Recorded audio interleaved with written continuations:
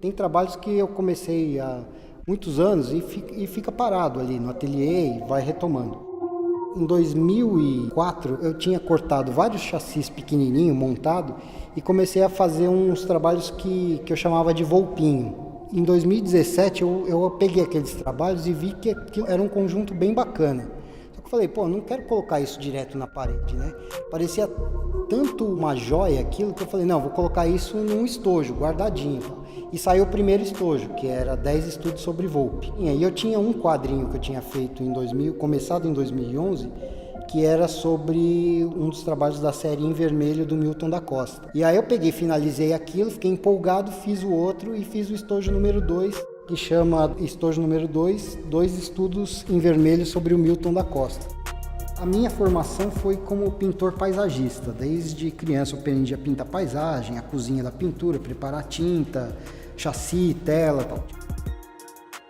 Meu pai era um tremendo marceneiro, né? E ele me levava para trabalhar com ele quando eu era garoto. E esse foi o meu aprendizado dentro dessa coisa da marcenaria, observar como cortava, como fazia, como era esse pensamento de construir, por exemplo, um móvel, né? Isso ficou impregnado em mim. Então, quando eu comecei a trabalhar com arte, mesmo quando eu fazia as telas, eu construía os meus chassis, né? Então, usava essa habilidade que eu tinha desenvolvido, aquele maquinário, aquelas ferramentas, para construir o trabalho.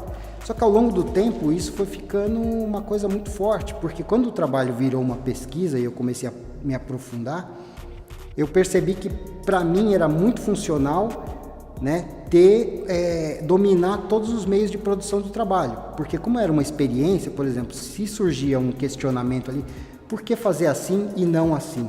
Eu tinha a possibilidade de começar a construir na hora daquela outra maneira, coisa. E aí que começaram a acontecer os desdobramentos, entendeu? Eu comecei a trabalhar profissionalmente em 1988, né, participar de salão e tudo, né? Eu tinha uma pintura que foi se modificando ao longo do tempo até que chegou num beco sem saída. Trabalhava com paisagem, só que eu comecei a gostar mais das telas agrupadas, brancas, do que elas pintadas, né? E fiquei num impasse durante um bom tempo, até que eu realmente assumi aqueles trabalhos e comecei a trabalhar a questão dos planos, da estrutura, da composição daquelas telas que eram aproximadas. O conceito inicial é estabelecido justamente para eu poder saltar ele, então eu sei onde é um limite, o parâmetro, e eu, quando estou fazendo trabalho, sempre vou tentar esticar esse limite, porque aí vira outro parâmetro, que aí vai virando outro e vai virando outro, e aí que a coisa vai ficando interessante e vai se desdobrando. Chegou uma época que eu fui trabalhar como educador de rua, trabalhava como contador de história na rua com meninos de rua, né? E depois esses meninos que estavam na rua, eles migravam para a família de novo. E as famílias dele moravam normalmente em barraco. E eu ia muito nesses lugares, né? E aquela construção informal, o jeito de você ir catando pedaço de madeira e colocando empilhando aquilo para construir o barraco, né? Eu percebi que todas aquelas construções ela tinham uma função, então ela tinha uma funcionalidade. Então ela não poderia ser um objeto escultórico, né, ou uma pintura, uma obra de arte, porque ela tinha especificamente uma função, que era funcionar como moradia. Então, e a função dela era porque ela era oca por dentro, né? Então o cara entrava lá e habitava aquele lugar. E a obra de arte, ao contrário, ela não tinha essa função porque ela não era oca. Então eu comecei a agrupar telas de várias coisas pensando nessa questão. Hoje, a minha pesquisa, ela está mesmo fundamentada em tudo que veio antes de mim, em termos de arte geométrica. Eu tenho consciência de todas as coisas, pesquisa, estudo, minimalismo e tal. Mas a primeira matriz foi essa questão da paisagem migrar para esse contexto da construção em si do espaço, entendeu? Quase como um espaço representacional dessa coisa urbana que estava no meu dia a dia ali como professor e educador. E estabeleci que para enfatizar essa questão mais formal do trabalho, eu trabalhava só com preto, branco, cinza e o laranja. O laranja porque era uma cor urbana, que era usada na sinalização. Durante alguns anos eu fiquei trabalhando e achava que não cabia outras cores ali. Então foi de 98 até mais ou menos 2000, trabalhando só com isso. O meu processo, antes eu dava aula muitas horas, assim, e tinha menos tempo para trabalhar no ateliê. Então eu tinha que às vezes escolher o que fazer, né? Eu fazia projeto dos trabalhos e acabava elegendo um ou outro. A partir de 2007 eu comecei a trabalhar em tempo integral no meu trabalho, né? Então, e eu gosto de chegar cedo, né? Tenho hora para entrar e não tenho muita hora para parar. Então o trabalho ficou mais experimental. Então quando eu chego no ateliê eu tenho mais ou menos uma dimensão que eu quero trabalhar, uma ideia de alguma cor, mas o trabalho eu começo a fazer na hora ali, entendeu? E como eu tenho o maquinário para fazer tudo aquilo, tudo acontece ali dentro. Então virou é quase como se eu estivesse desenhando numa folha de papel, recortando com as ferramentas, os materiais, o vidro mesmo, tudo é feito ali na minha oficina.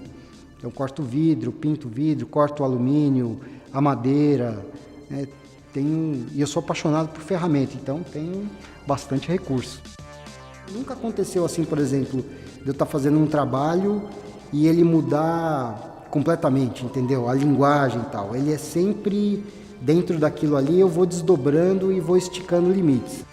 Todos os elementos têm as variáveis, mas o que é fixo é que o trabalho é ligado à parede ou a uma base, para você sempre ter essa percepção bidimensional.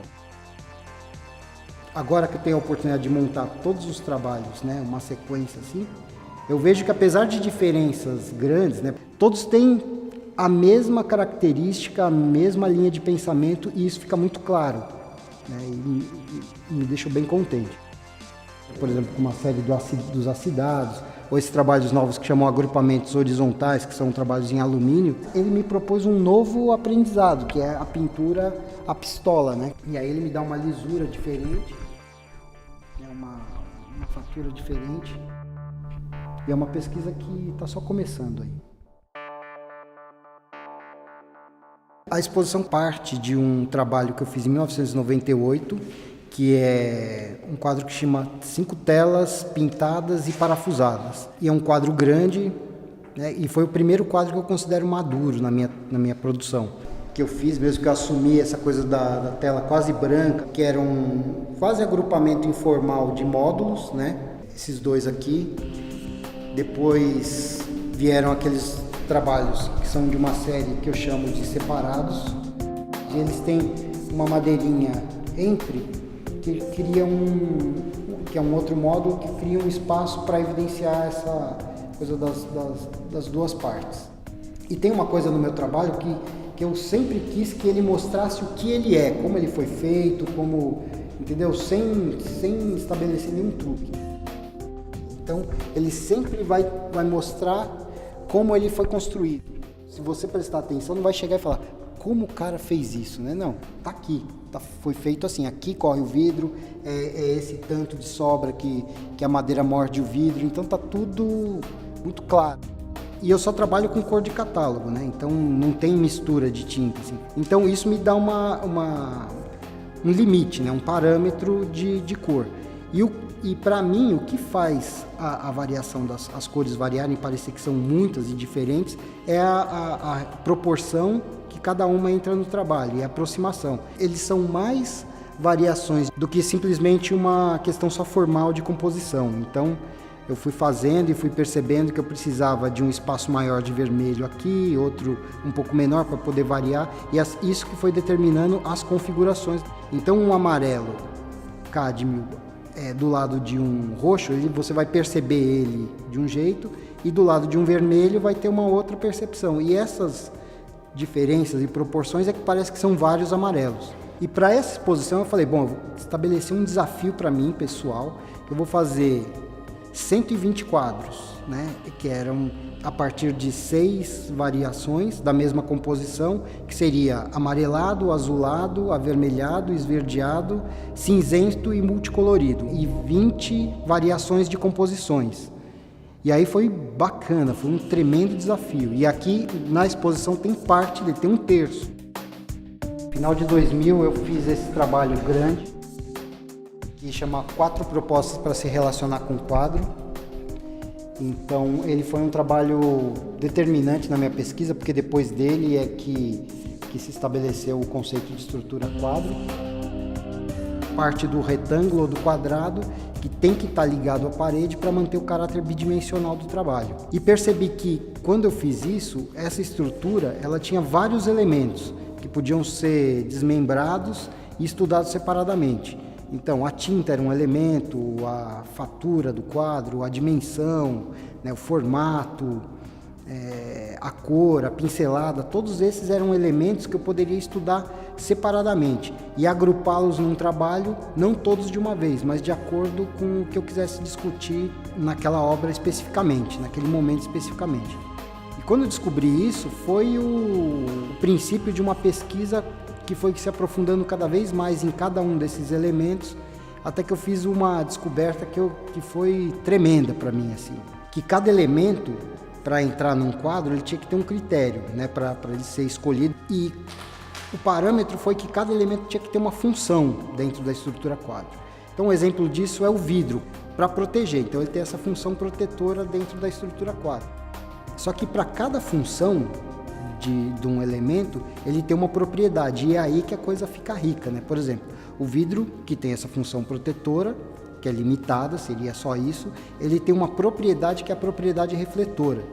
E essa propriedade é que enriquece a relação dele com os outros elementos, porque quando ele põe o reflexo, ele incorpora o espaço em torno, ele coloca em dúvida a cor que você está vendo, né? Por exemplo, quanto mais escura a cor, mais absoluto vira o espelho. E aí, quando você incorpora o entorno, você capta cores de outros, do ambiente, das pessoas que estão circulando, do que está acontecendo em torno, né? E isso dinamiza essa relação dos elementos. Isso daqui é a parede, mas quando você coloca essa moldura, essa parede ganha um status de pintura mesmo, né? Esse outro trabalho aqui, ele tem uma relação, ele é aquilo, só que ele tem uma prateleira aqui, né? Que ele vai discutir a relação funcional que você tem com uma estrutura de quadro, como um espaço oco que você pode utilizar. Só que aí ele tem elementos que ficaram incríveis, né? Que é a própria sombra, da projeção do vidro aqui, a sombra. Então, foi aí que eu percebi essa coisa, que cada elemento tem a sua função, mas tem a propriedade. Foi a partir desse trabalho aqui que veio essa percepção, esse insight aí, né? Esse trabalho ele se relaciona com o quadro a partir desse display urbano que você tem, que você invade o espaço para propaganda, como informação, né, de alguma coisa. E esse último trabalho ele é pequenininho porque ele sintetiza toda a argumentação anterior nele. Então, ele é aquela estrutura que seleciona, mas que é a estrutura quadro em si, como um conceito, como um objeto puramente conceitual mesmo. Você vai ter toda uma argumentação de pesquisa que virou meu trabalho mesmo.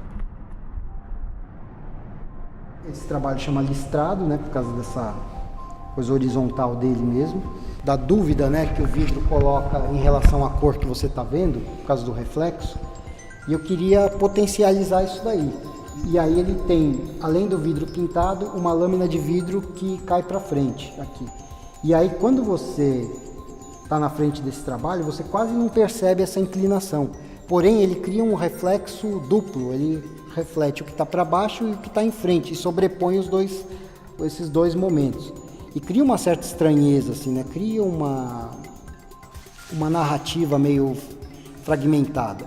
Você vai vendo várias imagens acontecendo aqui e fica em dúvida do que você está vendo de fato, né, de cor, mais em dúvida ainda. Então foi uma potencialização dessa propriedade aí do vidro. E, além do que, o próprio espaço do trabalho ele acaba vindo para fora e cria uma dinâmica diferente de ver, né? Você não se posiciona estaticamente na frente do trabalho, você precisa de uma circulação para conseguir perceber o que está acontecendo aqui. Eu não trabalho com aderindo matéria ou tinta grossa na superfície da tela, porque o meu trabalho hoje tem quase uma lisura, só tem as estrias do pincel mesmo, marcando a tinta que está sendo espalhada ali, né? Não tem uma matéria mais densa e tal. E foi aí que eu estava construindo um trabalho e coloquei tapa-furo. É um material plástico, um pino de plástico que você usa para esconder parafuso na indústria moveleira. E para mim eu falei, puxa, isso ativa a superfície. Foi então que eu fiz uma série que chamava Pontilhado, que é o trabalho que está ali no fundo, um trabalho grande.